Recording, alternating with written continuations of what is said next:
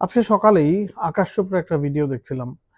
ভারত পাকিস্তানের কম্বাইন্ড সেরা একাদশ বানিয়েছিলেন আকাশ চোপড়া। সেখানে 1, 2, 3, 4 করে 11 নম্বর পর্যন্ত সবাই ছিলেন ভারতীয়। এখন একজন নিউট্রাল ফ্যান হিসেবে আপনি কি খুব বেশি তর্ক করতে পারবেন যে আকাশ চোপড়া কাজটা ঠিক করেনি, পাকিস্তানের একজন ক্রিকেটারকেও ভারত পাকিস্তানের কম্বাইন্ড 11-এ রাখেননি? আপনি যদি খেয়াল করেন, হার্দিক পান্ডিয়াকে আপনি রাখবেন না ফাহিম আশরাফকে রাখবেন? সুফিয়ান মুকিম আবরার আহমেদকে রাখবেন না কুলদীপ বারুণকে রাখবেন?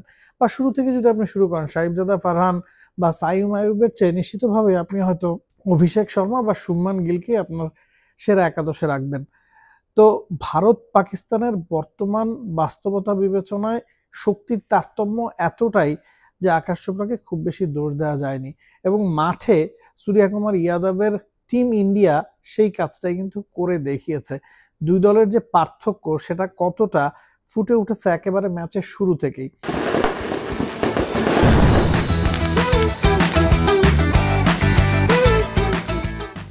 ম্যাচের প্রথম বলটা হার্দিক পান্ডিয়া ওয়াইড করেছেন, পরের বলেই সাইম আয়ুব আউট। পরের ওভারে জসপ্রীত বুমরা আরো একটা উইকেট নিয়েছেন, মোহাম্মদ হারিসকে প্যাভিলিয়নে ফেরত পাঠিয়েছেন। ওই যে শুরুতেই পাকিস্তান দুটো উইকেট হারিয়েছে, সেই চাপ থেকে তারা আর একেবারেই বের হতে পারেনি। সাহিবজাদা ফারহান একদিকে ক্রিজে ছিলেন, 40 রান করেছেন, তার স্ট্রাইক রেট 100-র কম ছিল, 44 বল ফেস করেছেন, এবং তিনি যখন আউট হন 83 রানে পাকিস্তানের 7 উইকেট চলে যায়, তখন ভাবা হচ্ছিল যে 100 রানে হয়তো পাকিস্তান করতে পারবে না। 127 পর্যন্ত যে পাকিস্তান যেতে পেরেছে সেটা শাহিন শাহ আফ্রিদির কল্যাণে, যিনি 9 নম্বরে ব্যাটিং করেছেন, তার স্ট্রাইক রেট 200-র ওপর ছিল, 16 বলে 33 রান করেছেন। সুফিয়ান মুকিম শেষ দিকে তাকে একটু সহায়তা করেছেন, 6 বলে 10 রান করেছেন। এছাড়া পাকিস্তান ইনিংসে আসলে বলার মতো স্কোর কেউই করতে পারেনি। টপ অর্ডারে হারিস সাইমে ফেল করেছেন, মিডল অর্ডারে সালমান আলী, আঘা, হাসান নওয়াজরা ফেস করেছেন, এবং সেটার মাসুল পাকিস্তানকে গুনতে হয়েছে। ইন্ডিয়ান বোলারদের দিকে যদি আপনি তাকান, একমাত্র অভিষেক শর্মা 1 ওভার করেছেন, তিনি উইকেট পাননি, বাকি সবাই উইকেট পেয়েছেন।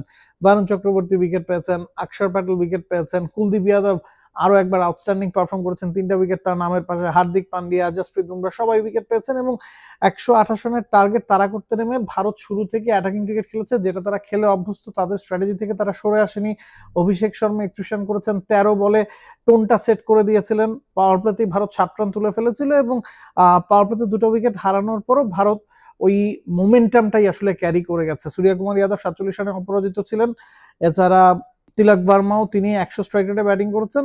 সব মিলিয়ে অনেকগুলো বল হাতে রেখে কনভিন্সিং জয় ভারতের। কেন তারা আসলে এবারের এশিয়া কাপের অন্যতম সেরা দাবিদার, কেন তারা বিশ্ব চ্যাম্পিয়ন, এবং তাদের বাজে দিনে অন্য কেউ তাদেরকে হারাতে পারে, এই বিশ্বাসটা অন্য দলগুলোর আছে কিনা, সেই প্রমাণটা কিন্তু এই আর্চ রাইভালদের মিটিং এ দেখা গেছে দুবাইতে। Nabil Kaiser, T Sports. For more updates, subscribe to our YouTube channel and click on the bell icon. Follow us on Facebook and Instagram. Download T Sports app to enjoy exciting games and highlights. Visit tsports.com.